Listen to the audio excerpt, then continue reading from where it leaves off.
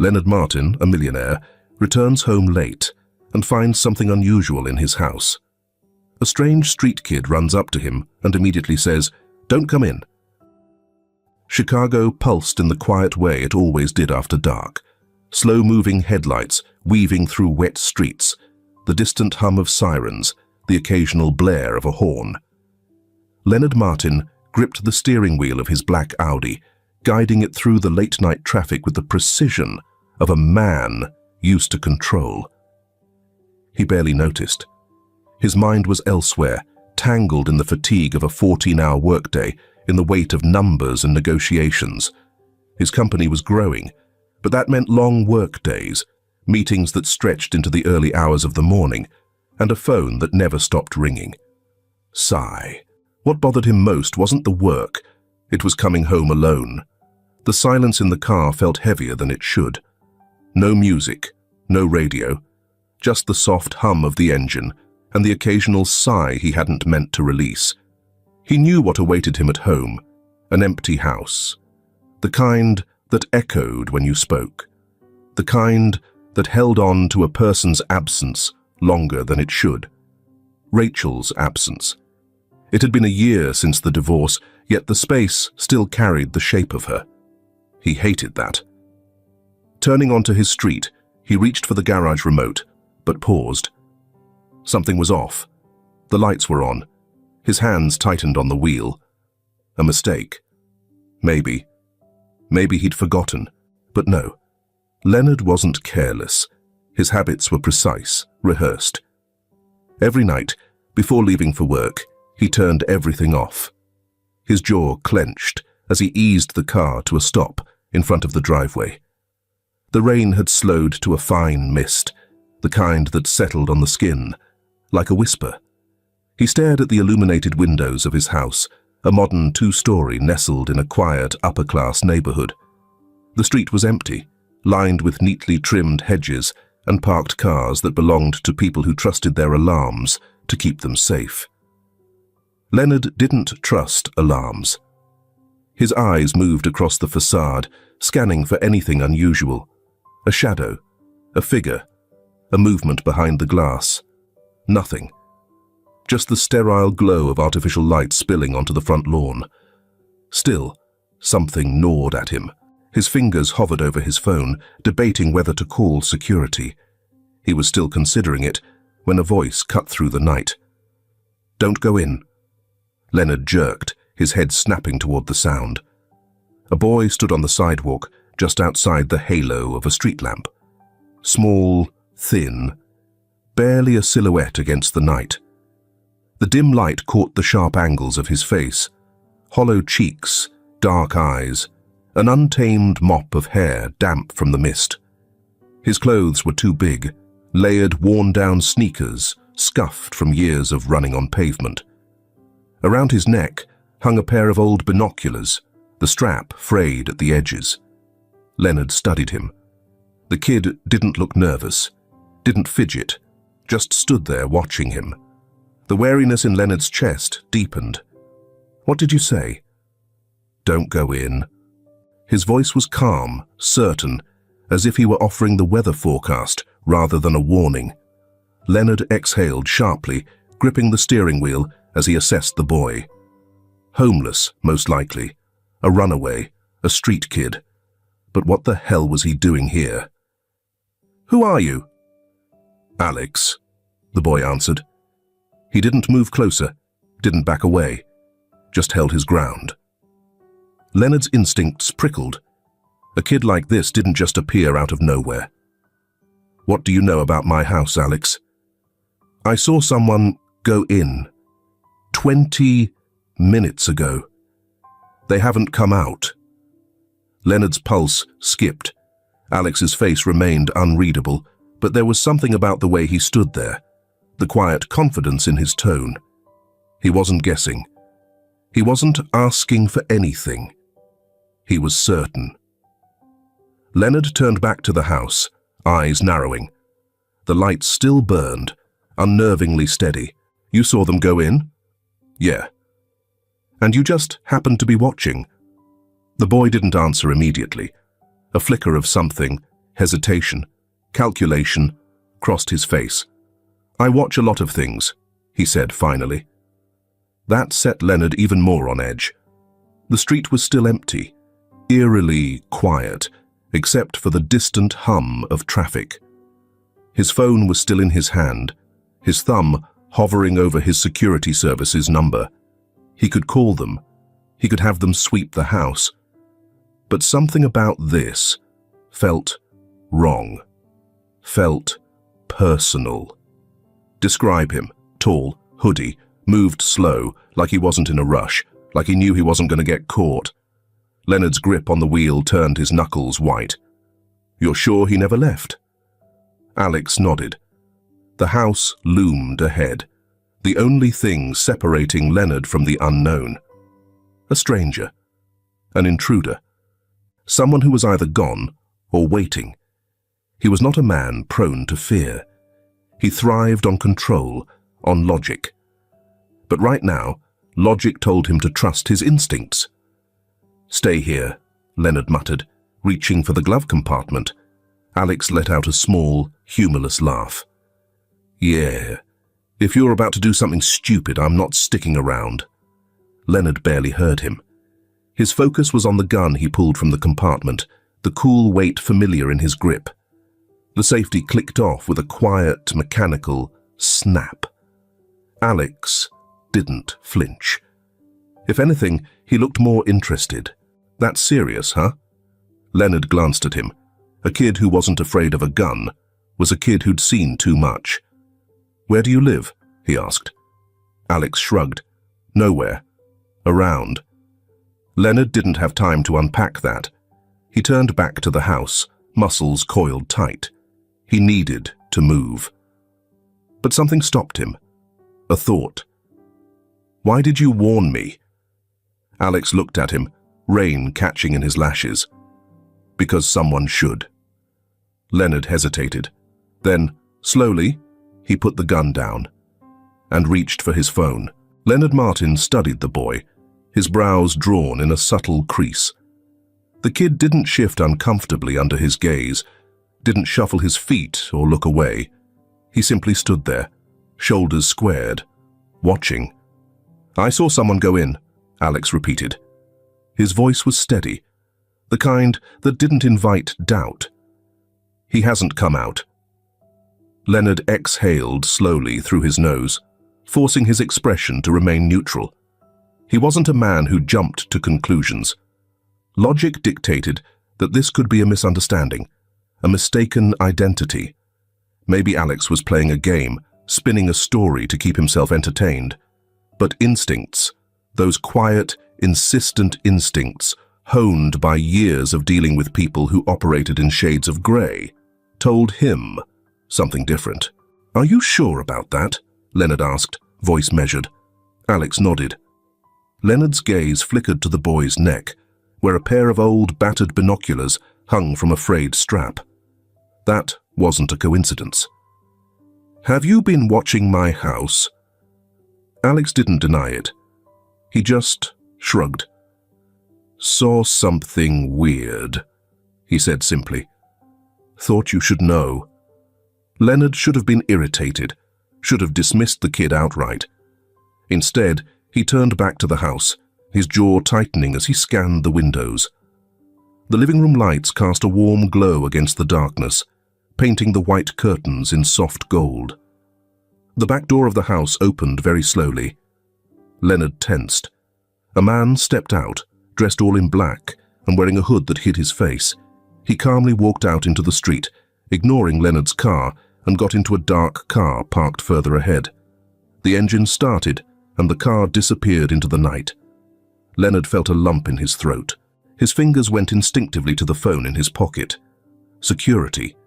He could call them, have them clear the place before he stepped inside. Alex tilted his head. "You gonna call someone?" Leonard ignored him as he pressed the number, his eyes locked on the house. "Yeah," he muttered. "I'm calling someone." The line clicked, and a voice answered almost immediately. "This is Westlake Security." "Martin, 225 Harbor Drive," Leonard said, keeping his tone calm. "Possible break-in. Send someone now." "Understood, Mr. Martin. Response team en route. ETA 5 minutes. Leonard lowered the phone, but didn't pocket it. His heartbeat remained steady, but his grip on the device was just a fraction tighter than before. Alex watched him carefully. "So," the boy said, shifting on his heels, "you believe me now?" Leonard didn't answer. He didn't have to. The street was eerily still, the rain having dwindled into a fine mist. The only sound was the distant hum of traffic several blocks away. Even the occasional flicker of headlights down the road did little to break the suffocating stillness. Leonard's mind worked fast. If someone was inside, they either didn't know he had arrived, or they did, and weren't concerned. Neither possibility sat well with him. Alex, for his part, didn't seem particularly rattled by any of this. If anything, he looked almost expectant. "You said you saw something weird." Leonard turned his full attention to the boy. "Explain." Alex hesitated, just for a second. "Couple nights ago, a black sedan was parked down the block. Didn't belong to anyone around here. I know, 'cause I keep track of stuff like that." Leonard's eyes narrowed. "Why?" "Just do." Leonard let that slide for now. "Tonight," Alex continued, "I was sitting over there." He nodded toward a cluster of trees near the park entrance. "When I saw the car again, a guy got out, went straight up your driveway, didn't knock, just let himself in." Leonard kept his expression unreadable. "Did you see his face?" Alex shook his head. Hood was up. Moved slow, though.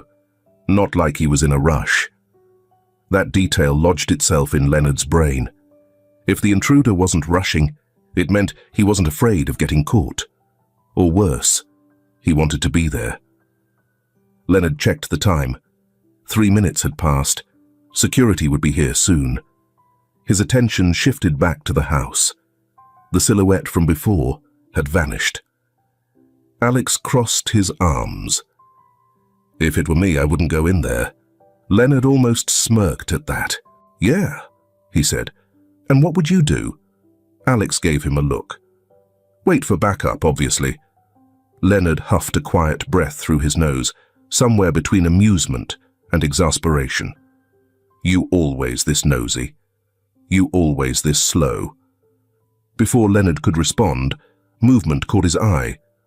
Not in the house this time, but at the back gate. A figure. Emerging. The man was dressed in black, hood pulled up to shield his face from the misty air.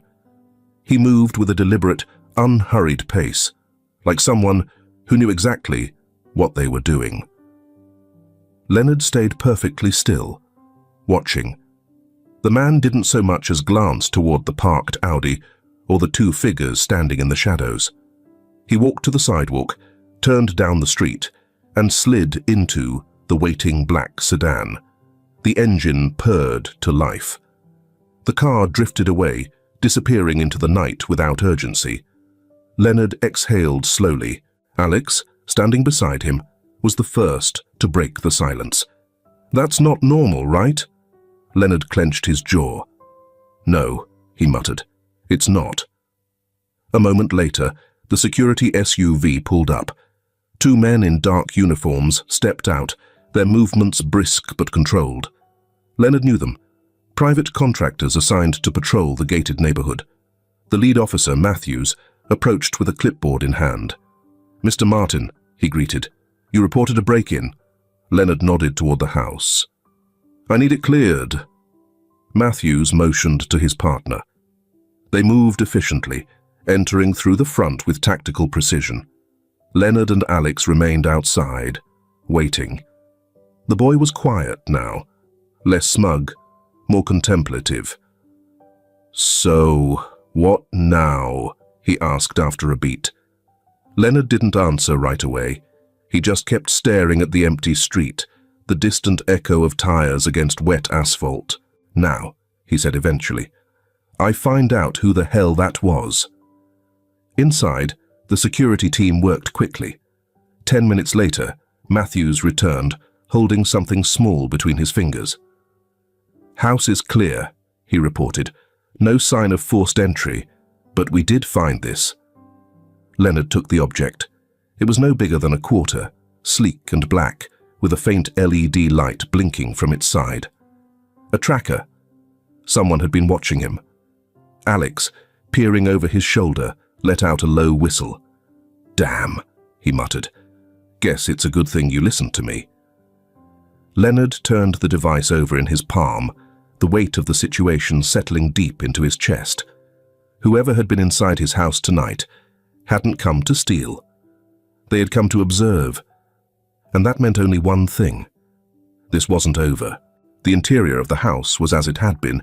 The security team moved through each room with efficiency, checking closets, corners, even the spaces beneath the furniture. But they found nothing. No sign of forced entry, no overturned drawers, no missing valuables. Leonard stood near the entrance, arms crossed, watching. The house should have felt familiar, but something about it was wrong now. "House is clear," Matthews announced, stepping back into the foyer. "No intruder, no signs of damage." Leonard's jaw tensed. "Then explain this," the second officer, Torres, cut in. He held up a small black device between two gloved fingers. It was about the size of a coin, sleek, with a tiny blinking LED light. Leonard took it, turning it over in his palm. The weight of it was insignificant. The meaning of it wasn't. "GPS tracker," Torres confirmed. "It was mounted under your desk. Whoever planted it wanted to keep tabs on you." Leonard exhaled through his nose, slow and controlled. "Any idea who?" Matthews asked. Leonard didn't answer immediately. His mind was already running through possibilities. Competitors, old business rivals, people who held grudges. Marcus Owens came to mind, but he hadn't been seen in years. "No," Leonard said finally. "Not yet." Matthews nodded.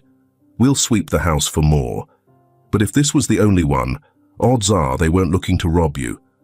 They were watching." Leonard said nothing, only turned the tracker between his fingers, feeling its weight. Insignificant, but damning. Behind him, Alex stood just outside the door, watching the exchange with sharp eyes. He had his hands shoved deep in the pockets of his too-big hoodie, but his posture was loose, unconcerned, like he'd seen worse. When the security team finished their final check, Matthews handed Leonard a card.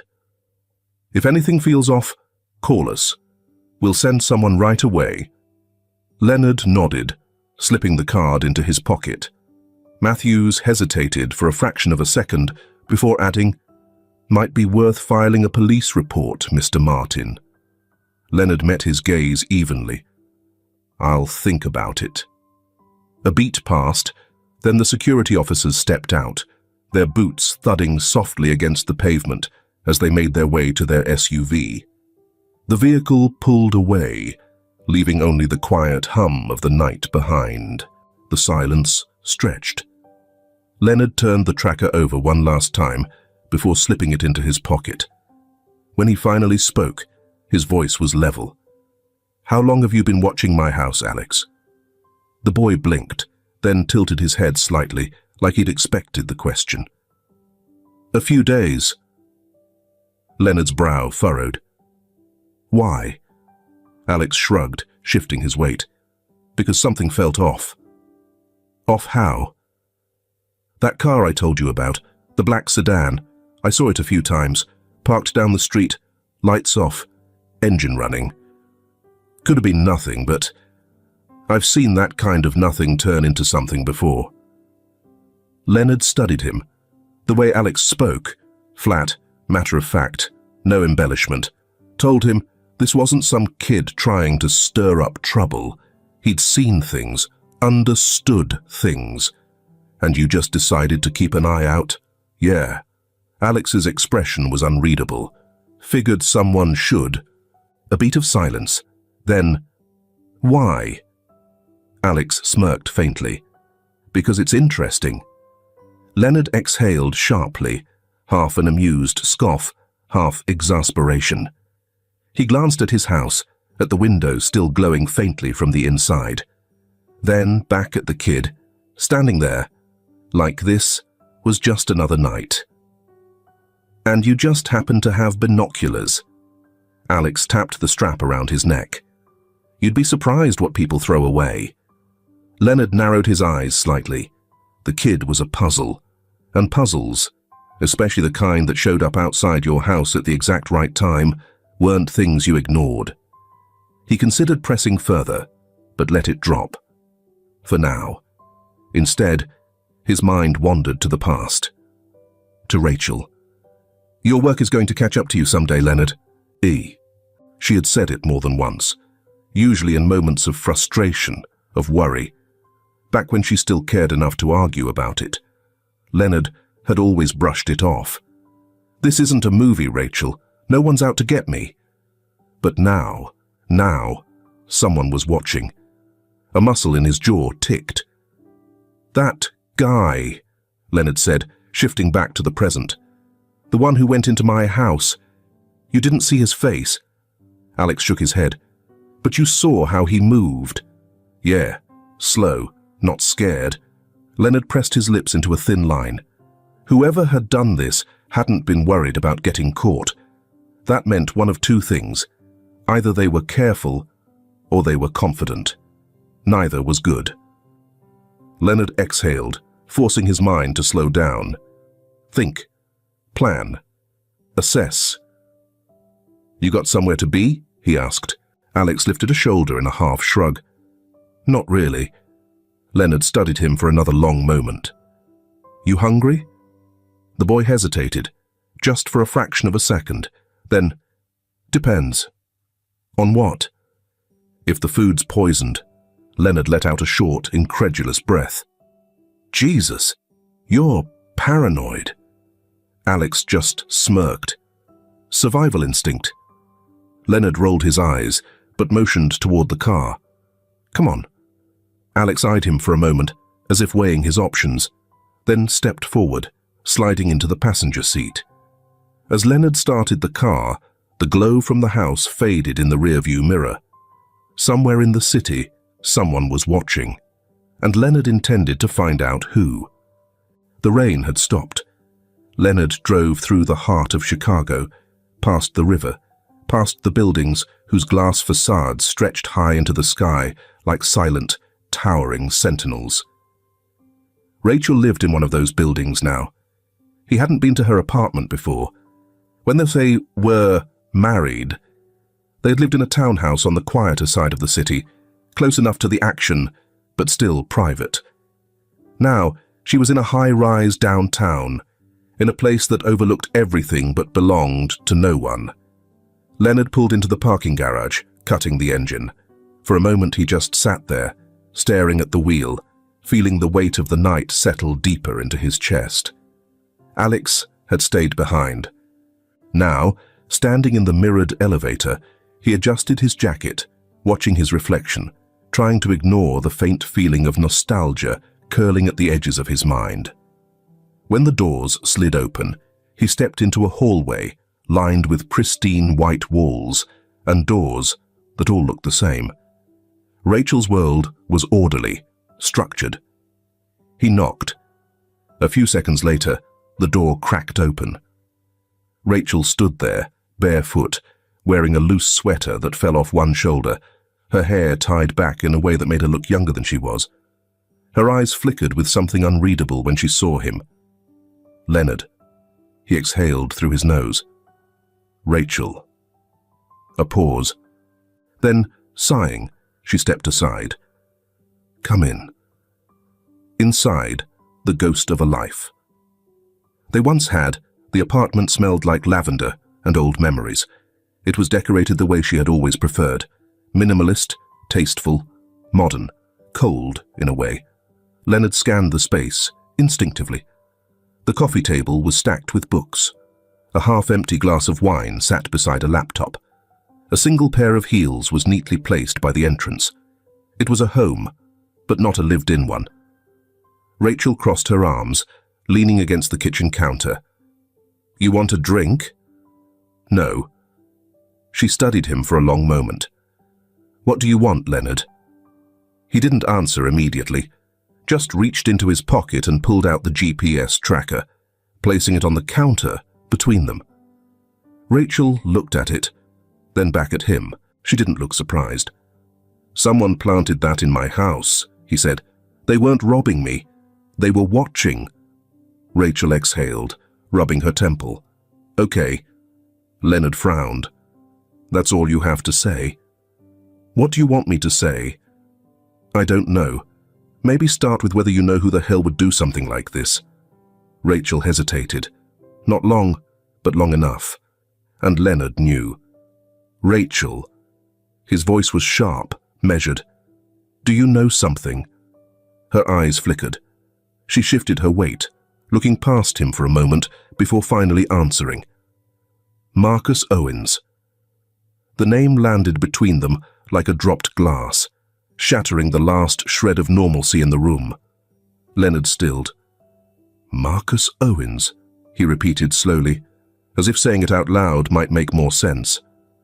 Rachel nodded. "That doesn't make sense," Leonard muttered, shaking his head. "He's been gone for years. I haven't heard his name since—" "Since you ruined his life," Rachel finished, voice quiet, but pointed. Leonard's jaw clenched. "I didn't ruin his life. He got caught stealing from my company. And you made sure no one would ever hire him again," Rachel added. Leonard stared at her. "He did that to himself." Rachel sighed. "Maybe, but that doesn't mean he sees it that way." Silence.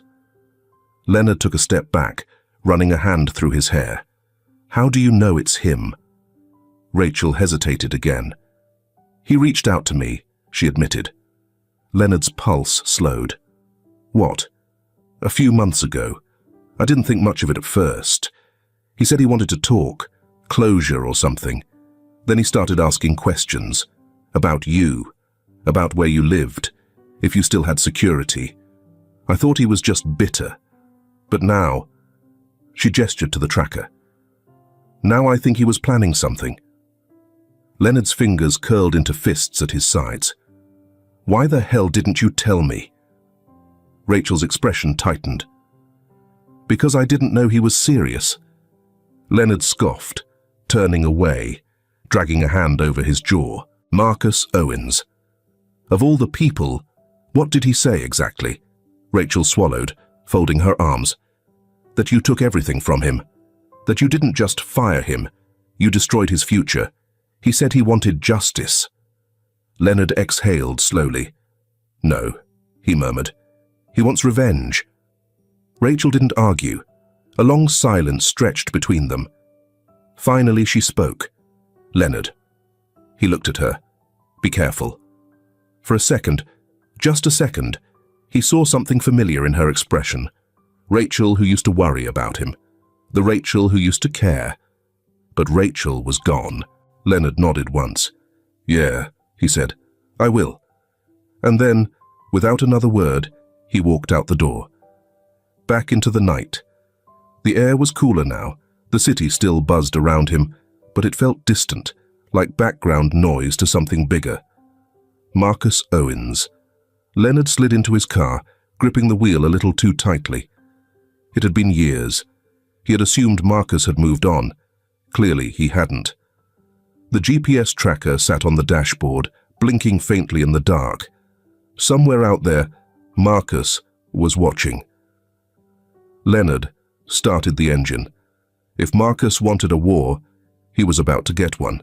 The night stretched long as Leonard Martin drove toward the edge of the city.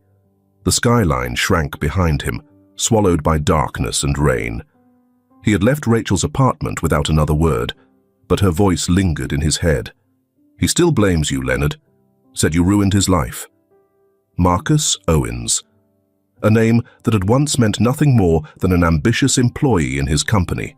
A man who played the game, climbed the ranks, then got too greedy. And now he was back. But why now? Leonard needed answers. So he went to the only person he trusted to find them. Daniel Burke's apartment was in a part of town that most people avoided after dark. Not dangerous, just forgotten. Rows of old brownstones, narrow streets, the kind of place where landlords didn't fix leaks and the grocery stores had bars on the windows. Leonard knocked twice, waited. After a few seconds, the door swung open, revealing a man in his early 40s with tired eyes and 2-day-old stubble. Daniel Burke looked exactly the same as the last time Leonard had seen him, like someone who worked too much, drank too much coffee, and had given up on shaving regularly.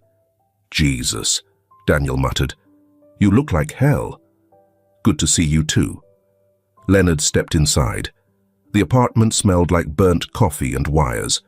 Monitors covered one wall, screens casting a cold glow over the cluttered desk. Half-eaten takeout containers, circuit boards, cables snaking across the floor. It looked like the inside of a machine rather than a home. Daniel collapsed into his chair with a sigh, rubbing his eyes. "All right, Martin. What do you need?" Leonard pulled the GPS tracker from his pocket, setting it on the desk. "Someone broke into my house." That got Daniel's attention. He leaned forward, picking up the device, turning it over in his hands. "This was under your desk." Leonard nodded. Daniel rolled his chair closer to the desk, plugging the tracker into a small device. The screen beside him blinked to life, lines of code scrolling too fast for Leonard to follow. "Let's see where this little guy's been." Leonard crossed his arms, watching. Daniel worked in silence for a few minutes, typing, frowning, muttering under his breath. Then, "Huh." Leonard didn't like that sound. "What?" Daniel tapped the screen. "This tracker isn't new. Whoever planted it has been monitoring your location for at least 3 months. Leonard's stomach tightened. "And?" Daniel exhaled sharply, scrolling through the data. "And I trace the relay point. The signal bounces around, but guess where it ends up?" Leonard already knew the answer before Daniel said it. "Marcus Owens." Daniel turned, giving him a sharp look. "That name means something to you." Leonard didn't respond immediately. He took a slow breath, trying to ignore the feeling creeping up his spine. "He used to work for me," he said finally. "I fired him for fraud." Daniel's eyebrows lifted. "And now he's watching you." "Seems like it." Daniel turned back to his screen, typing quickly. "Let's see if our friend Owens has been busy lately." More scrolling, more numbers flashing by. Then, Daniel let out a low whistle. "Well, damn." "What?" Daniel leaned back, folding his arms. "Your boy Marcus has been making moves. Financial moves." Leonard frowned. "Explain." "He went off the grid after you fired him, right? No jobs, no records, nothing. But over the last few months, money has been flowing through shell companies. Small amounts at first, then bigger. Someone's funding him." Leonard's jaw tightened. "Who?" Daniel shook his head. "No name yet, but I can tell you this. He's not doing this alone." Leonard exhaled slowly. This wasn't just an ex-employee holding a grudge. This was something else. Leonard left Daniel's apartment just past midnight. The city was quieter now, streets slick with rain, neon signs reflecting in puddles. He was halfway to his car when his phone buzzed. "Unknown number," he answered. "Martin." A pause. Then, a voice. Low, calm. "You shouldn't have gone looking." Leonard stopped walking, his fingers curled tighter around the phone. "Who is this?" A quiet chuckle. "You already know."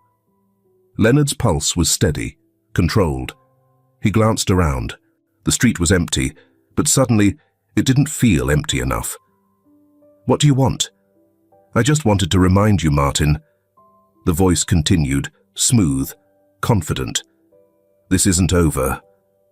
The line went dead. Leonard lowered the phone slowly. The rain fell in a soft drizzle, cool against his skin. Marcus Owens was out there, watching. And now, he knew Leonard was watching back. The city pulsed with restless energy as Leonard Martin drove back toward his house. The phone call still echoed in his ears. The voice, low, calm, deliberate, had barely needed to say anything at all. This isn't over. He knew what that meant. Whoever was watching him, whoever had been inside his house, wasn't done. And now, after tracing the GPS tracker back to Marcus Owens, it was clear that this wasn't just some random break-in. This was personal. Leonard's fingers flexed against the steering wheel. Alex, the street kid who had warned him, sat in the passenger seat, watching the road ahead, like he was expecting something to jump out of the darkness. He hadn't said much since they left Daniel's place, but Leonard could feel his sharp gaze flicker toward him every so often. "That call," Alex said finally, breaking the silence, "sounded like bad news." Leonard exhaled through his nose. "It was. You gonna tell me who it was? Someone who wants me to know I'm being watched." Alex scoffed. "Well, no shit. They left a damn tracker in your house." Leonard glanced at him, but Alex was staring out the window, arms crossed, expression unreadable. "You ever hear the name Marcus Owens?" Leonard asked. Alex shrugged. "Maybe. Why?" "He used to work for me. I fired him for stealing from my company. Looks like he still holds a grudge." Alex let out a low whistle. "Damn. So this is, what, revenge?" Leonard didn't answer right away, because it wasn't just that. People who wanted revenge didn't plant trackers under your desk. They didn't sit in cars with the engine running, waiting, watching. They didn't call you just to say, "This isn't over." This was something bigger, and Leonard had the distinct feeling that he was already 3 steps behind. The phone buzzed again. Another unknown number. Leonard's pulse remained steady as he answered. "Martin." There was a pause, then a different voice, rougher, less composed than the last. "Listen carefully," the man said. "We have a kid." Leonard went still. "What?" "A kid," the voice repeated. 10 years old, brown hair, blue eyes, was playing near the park earlier today. We have him." Leonard's jaw tightened. "And you expect me to do what about it?" "You know exactly what. You're going to pay. $500,000. Cash. No cops. No games." Leonard's grip on the phone tightened. "And if I don't?" A chuckle, low, amused. "Then you'll be hearing about a body in the river tomorrow morning." The line went dead. The silence that followed was suffocating. Alex sat forward. What the hell was that? Leonard didn't answer right away. His mind was already moving, piecing things together. A child, a ransom demand, $500,000, no cops. He exhaled sharply. "Someone's trying to make me desperate." "And is it working?" Alex asked. Leonard gave him a look. "What do you think?" Leonard pulled the car to the side of the road, pressing his fingers to his temples, forcing his thoughts to align. He needed to move fast. If Marcus was behind this, then this wasn't just about money. It was about power. Control. He turned to Alex. "You still got those eyes on the street?" Alex raised an eyebrow. "What's that supposed to mean?" "I mean, you watch people. You notice things." The kid hesitated, then gave a small nod. "Yeah, what about it?" "I need information fast." Alex frowned. "On what?" "That black sedan, the one you saw before. I need to know where it's been since last night." Alex considered that for a moment. "I might know a guy." "Good." Leonard put the car back in gear. "Then let's go meet him." The man Alex led him to was older, dressed in layers that didn't quite match, his fingers twitching slightly as he smoked a cigarette outside a rundown diner. "Lenny," Alex said. "This is Rick." Rick looked Leonard up and down, then smirked. "You a cop?" "Do I look like a cop?" Leonard asked flatly. Rick exhaled smoke through his nose. Guess not. I need information, Leonard said, on a car. Yeah. Rick took another drag of his cigarette. What's in it for me? Leonard pulled a crisp $100 bill from his wallet, holding it up. Rick eyed it, then shrugged. All right, what kind of car? Black sedan, tinted windows, been sitting near Harbour Drive the last few nights. Rick's expression flickered, just for a second. I might have seen something. Leonard waited. Rick exhaled slowly. Car like that ain't just watching one house. Been parked all over the neighborhood. Different spots, different angles. Like someone's looking for something specific. Leonard's stomach tightened. And? Rick hesitated. Couple hours ago, I saw it pull out of here. Had a kid in the back seat. Leonard's blood ran cold. Where? Rick shook his head. Didn't see. But it was heading toward the west side. Leonard turned to Alex. Find out where that car went. Alex nodded, already pulling out his phone. The next hour passed in a blur. Alex called in favors. Leonard called Daniel, who hacked into traffic cameras. Bit by bit, the pieces came together. The car had stopped at a warehouse near the industrial district. It was still there. Leonard pulled up the location on his phone, staring at the map. Then he turned to Alex. Stay here. Alex scowled. Yeah, not happening. This isn't your fight, kid. Yeah? Well, someone's got to watch your back. Leonard sighed. Fine, but if things go south, you run. Got it. Alex didn't answer, but the look in his eyes said enough. The warehouse. The building was old, abandoned. A rusted sign hung crookedly over the entrance. Leonard parked a block away, cutting the engine. He and Alex moved silently through the shadows, reaching the side of the warehouse. A voice carried from inside. Boss says we wait for the call. And if the money doesn't come, then we make an example out of the kid. Leonard's hands clenched into fists. He pulled out his gun. Then he moved. The night was still, the air thick with the lingering scent of rain and rust. Leonard Martin crouched low behind a stack of wooden crates, his breath measured, his grip firm around the gun in his hand. Beside him, Alex pressed himself against the cold metal of the warehouse wall, eyes darting toward the dimly lit interior. From their vantage point, they could see the inside of the warehouse through a gap in the rusted corrugated panels. The space was vast, nearly empty, except for a few scattered crates and a flickering overhead light that swung gently from a long wire. And in the center of it all, the boy.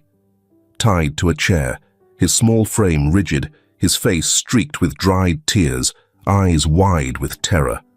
Leonard's jaw clenched. They had the kid. He turned to Alex. You stay in the car. Alex smirked.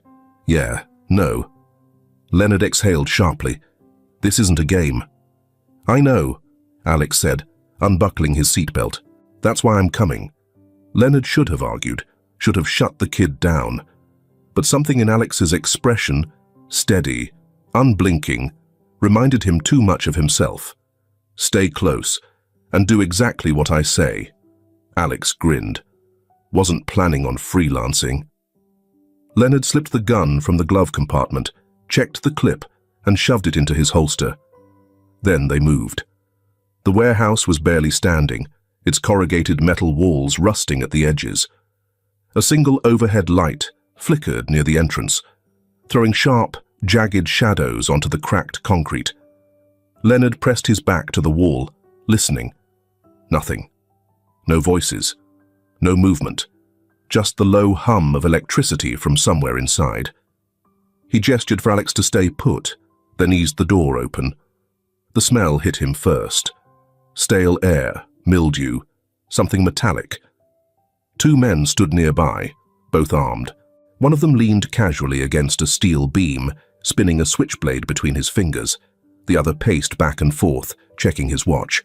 Then, a third figure emerged from the shadows. Leonard inhaled sharply. Marcus Owens. He gestured for Alex to stay put, then eased the door open. The smell hit him first. Stale air, mildew, something metallic. A single chair in the center of the room. A boy, bound at the wrists and ankles, his breathing sharp and panicked. His clothes were dirty, his face streaked with dried tears. Leonard scanned the room. No sign of Marcus, no sign of anyone. Too easy. Alex slipped in behind him, eyes sweeping the space. "This feels wrong," he whispered. Leonard nodded. It was wrong. He moved forward, cautiously, step by step, gun raised. The closer he got to the kid, the stronger the feeling in his gut. The boy's eyes darted up, locking onto him. "Trap," he gasped. Leonard spun. Too late.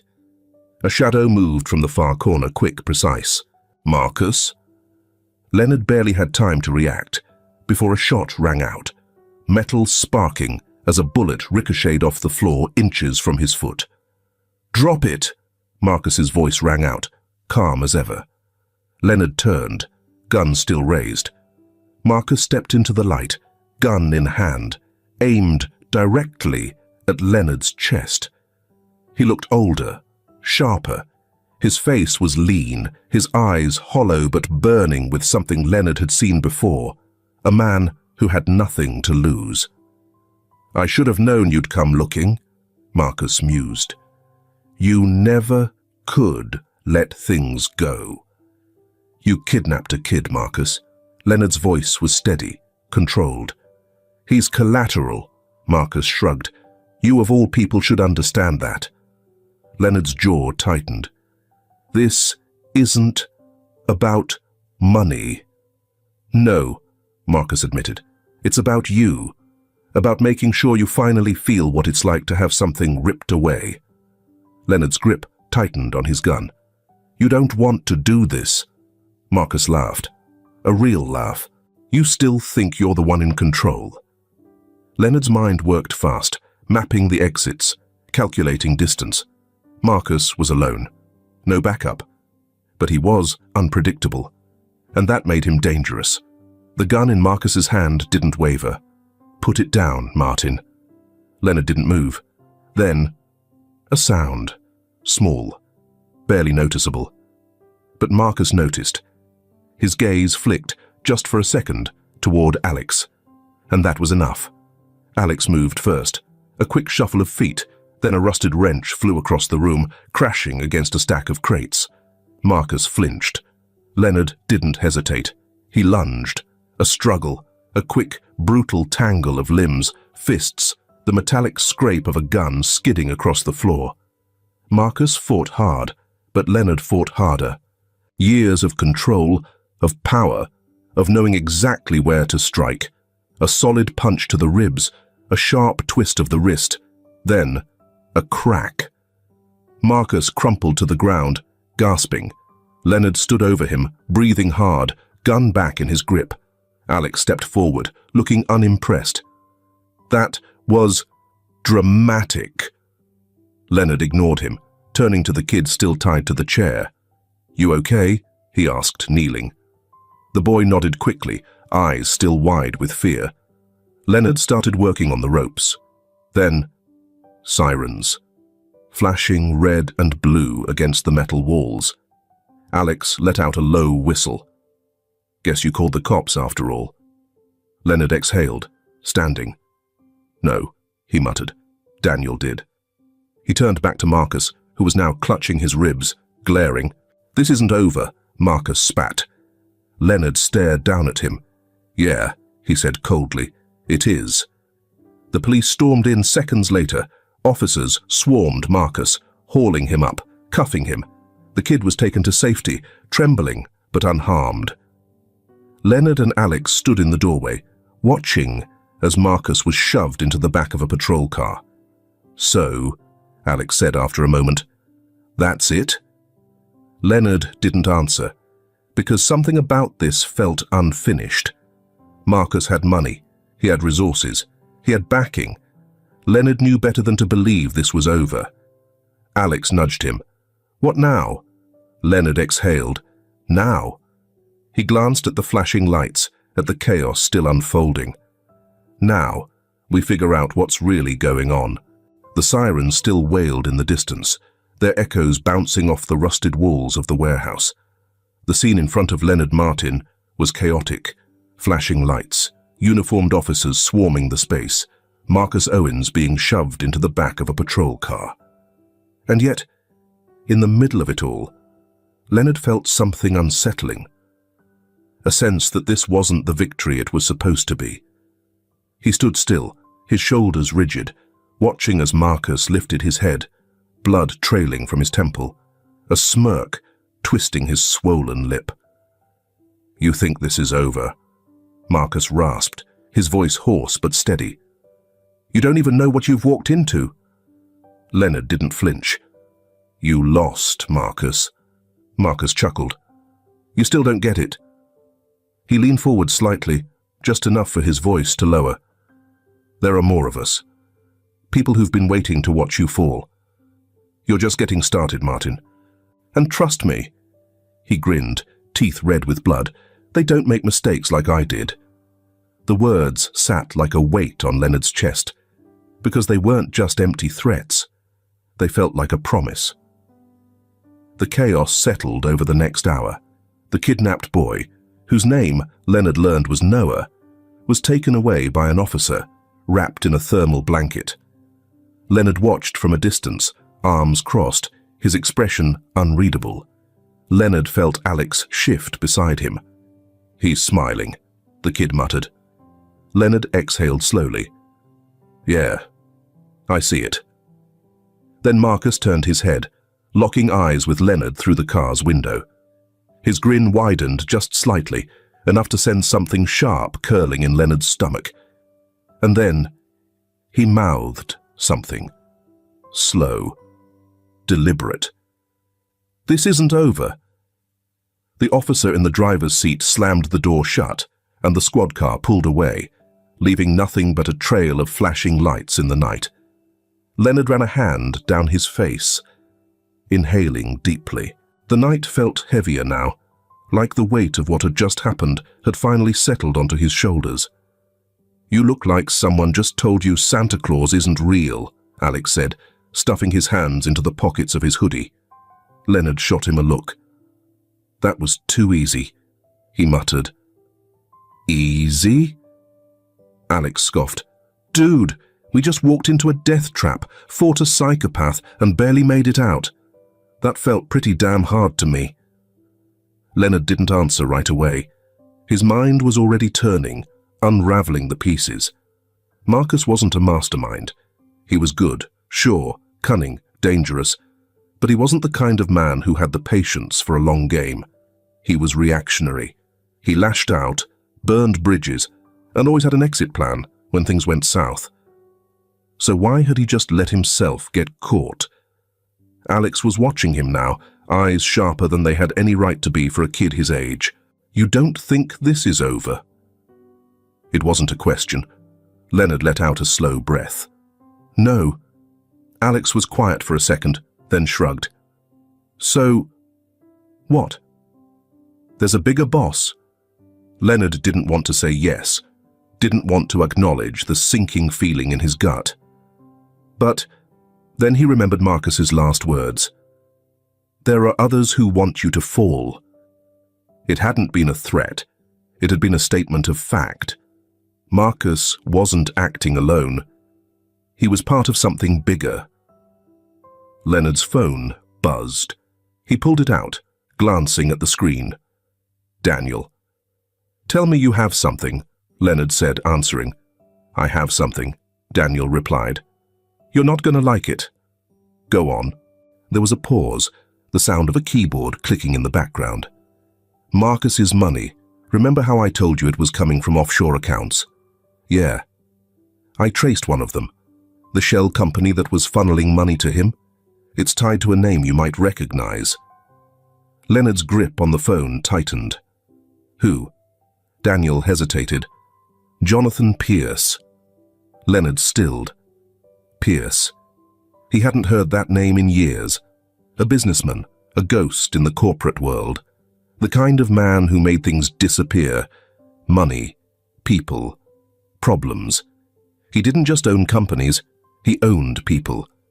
And if Pierce was involved, this was a whole different kind of war. Leonard inhaled slowly, forcing his pulse to steady. How deep is he in this?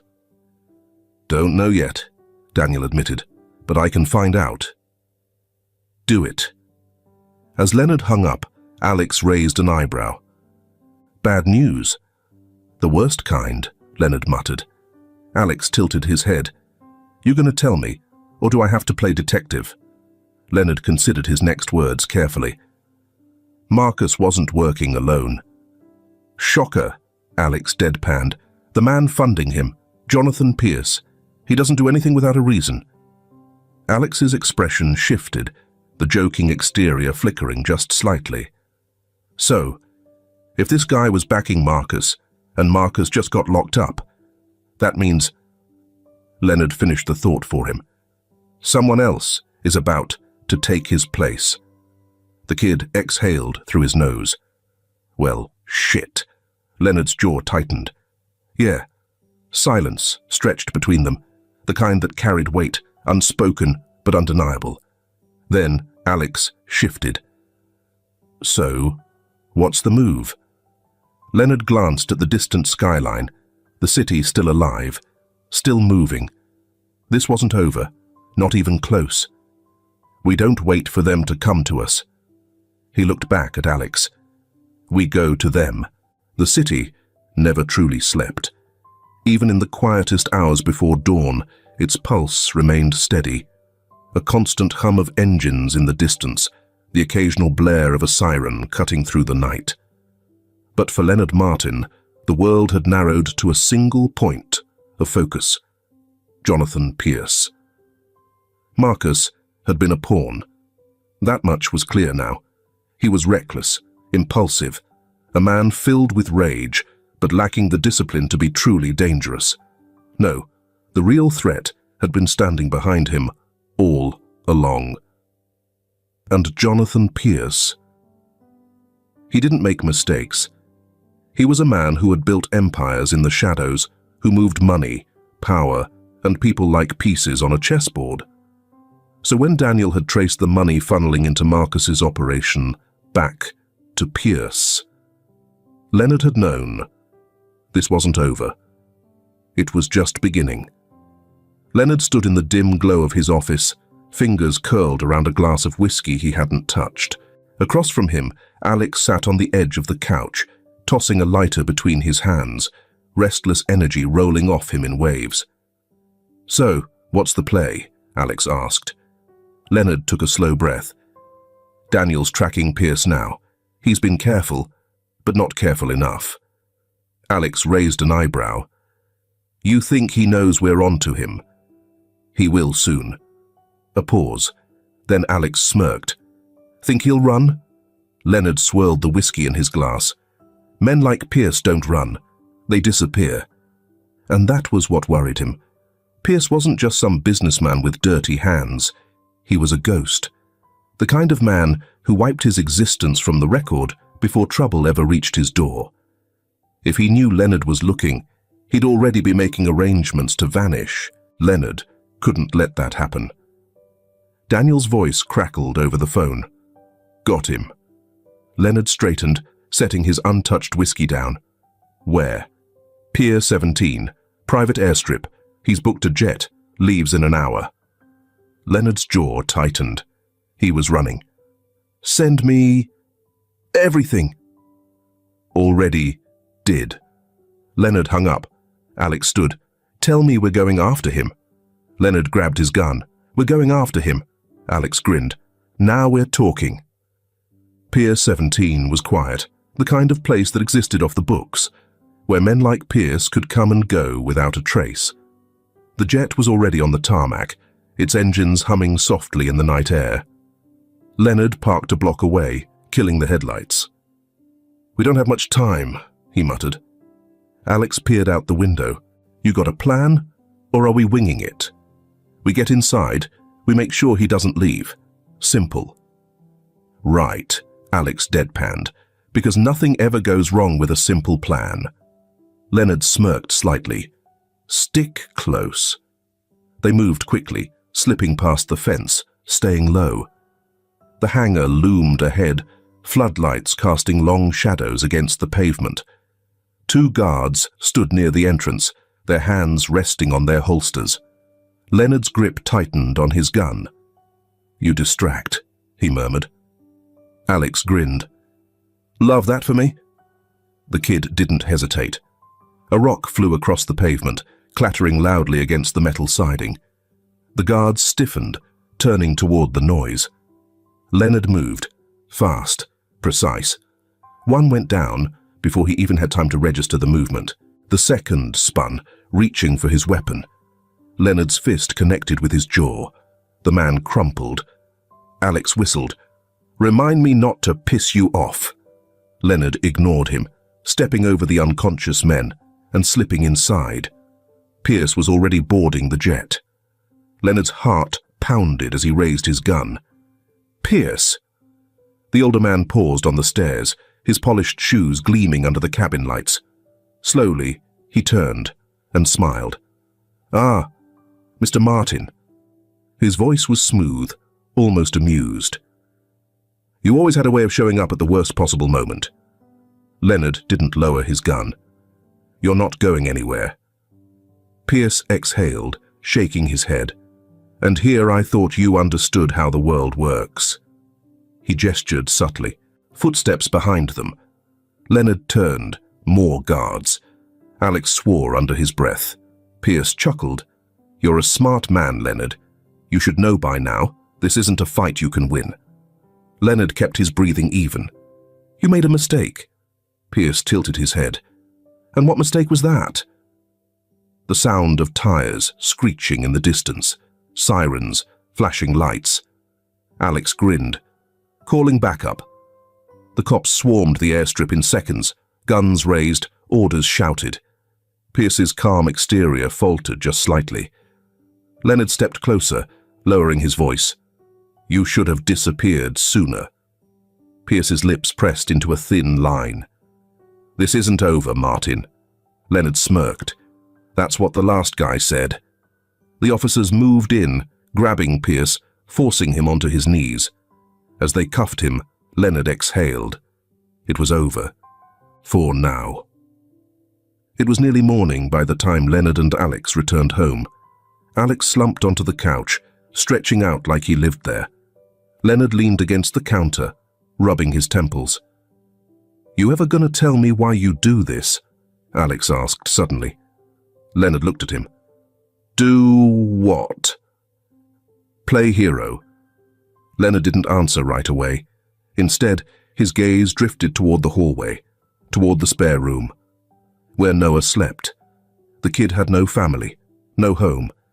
He was too young to understand the kind of scars that came from being abandoned. The next morning, the apartment wasn't quieter than usual. Leonard stood in the kitchen, staring at the coffee maker as it gurgled softly, filling the air with the scent of dark roast. It was the same routine as every morning: coffee, a glance at the newspaper he never really read, then straight into his day. But today was different, because today there was someone else here. From the hallway, he could hear the faint sound of shuffling feet, a hesitant step, then another. Noah. The kid had barely spoken since they pulled him out of that warehouse. Even after the paramedics cleared him, even after the police confirmed he had no family, he had stayed quiet. He was still trying to process it all, and Leonard understood that. Across the counter, Alex was already awake, leaning back in one of the chairs, chewing lazily on a piece of toast. He had adjusted faster than the boy, probably because his life had always been about adjusting. Noah, though, he was different. The kid stopped at the threshold of the kitchen, hovering like he wasn't sure if he was allowed to step inside. Leonard turned, sliding a plate toward him. Eggs, toast, eat. Noah hesitated. Then, slowly, he moved forward, pulling himself up onto the chair. For a moment, no one spoke. The only sounds were the occasional clink of silverware, the hum of the city outside. Then, Alex broke the silence. "So," he said casually, mouth half full. "What now?" Leonard sipped his coffee, staring down at the dark liquid. "Now," he repeated. "Yeah, now that Marcus is locked up and you've got an orphan in your kitchen. What's the game plan?" Leonard didn't answer right away. He hadn't thought that far ahead. Not really. Noah kept his head down, eating in small, careful bites, like he was afraid the food would disappear if he didn't pace himself. Alex gestured toward him with his fork. "You keeping him?" Leonard frowned. "He's not a dog, Alex." Alex smirked. "Yeah, but he's got nowhere else to go, and neither do I, for that matter. So, why not?" Leonard set his coffee down. "The kid should be with social services." Noah flinched slightly at that. It was barely noticeable, but Leonard caught it. Alex did too. "Yeah?" Alex said, voice quieter now. "You think he wants that?" Leonard exhaled, rubbing a hand over his face. This wasn't his responsibility. He wasn't built for this.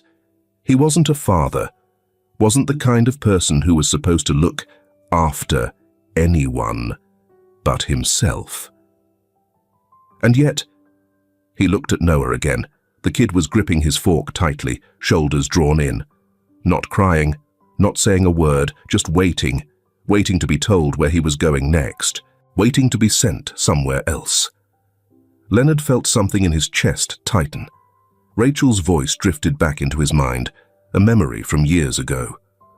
"One day, Leonard, you're going to wake up and realize you don't have anyone left." He had scoffed at the time, brushed it off. But now, sitting in his kitchen, staring at a boy who had no one, a street kid who had wormed his way into his life, he wondered if she had been right. Alex leaned back, stretching. "Look, I get it. You're a lone wolf, Mr. Independent. Blah, blah. But let's be real here. You don't actually want to send him away." Leonard met his gaze.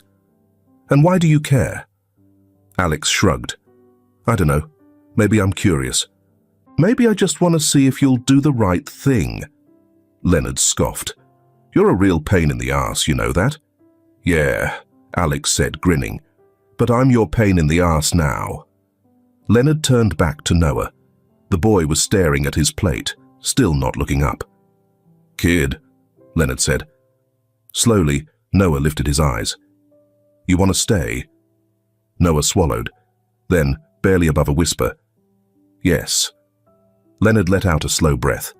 There it was, a decision he hadn't planned on making, and yet it felt right. Later that night, Leonard stood by the window, staring out at the city lights. Behind him, Alex was sprawled on the couch, flipping through TV channels. Noah had fallen asleep in the spare bedroom. His room now, Leonard supposed. It felt strange. The apartment didn't feel empty. There were dishes in the sink that weren't his. The air carried the faint sound of breathing that wasn't just his own. For the first time in a long time, he wasn't alone. Leonard exhaled, running a hand through his hair. This wasn't what he had expected, but maybe, just maybe, it was exactly what he needed.